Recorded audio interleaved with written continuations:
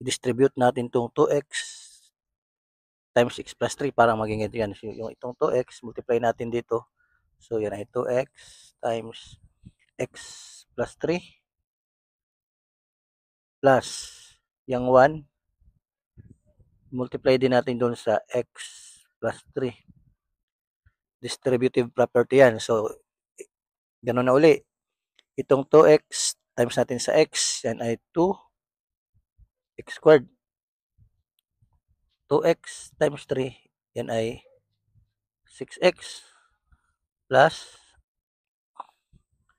itong 1 times x is x lang yan. So, 1 times 3, 3 lang yan. So, combine natin ang like terms. So, ang may kaparehas lang, ito lang. So, kopyahin natin yung walang kaparehas na 2x squared. Plus ito ay 6x plus x is 7x. Tandaan natin, may 1 yan dyan, hindi lang nailagay. Plus 3.